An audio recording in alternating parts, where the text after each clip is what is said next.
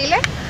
normal আৰু formalities কাৰণে মাতিছে পডকাষ্ট কৰিছিলোঁ সেইটো ৰিলেটেড কথা সুধিছে আৰু কৈছোঁ নৰ্মেল এনেই পডকাষ্ট প্ৰসংগত আপোনাক কি সুধিছেনো তেওঁলোকে নৰ্মেলি কথা সুধিছে কেতিয়া কৰিছিলে কিমান দীঘল আছিলে পডকাষ্টটো আৰু মানে ফিনেন্সিয়েল কথা কিবা কৈছিলে নেকি সেইবিলাকে সুধিছে নৰ্মেলি আৰু সুমী নে বিশাল চুমি বাৰ মানে কিবা কৈছিলে নেকি তেনেকুৱা ধৰণৰ কথা সেইবিলাকে নৰ্মেলি সুধিছে আৰু মানে কি কথা পাতিছিলোঁ আগত বা পাছত ইণ্টাৰভিউ সেইবিলাকে নৰ্মেলি আপোনালোকে কেতিয়া কৰিছিলে এই যিটো পডকাষ্ট কৰিছিলে চুমি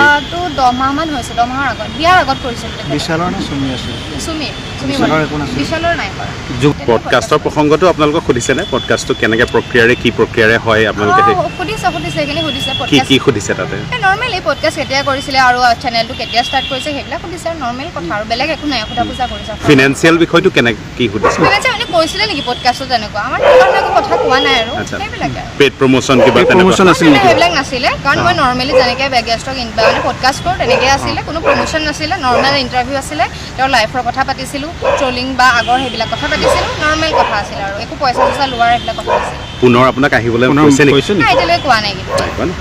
হ'ব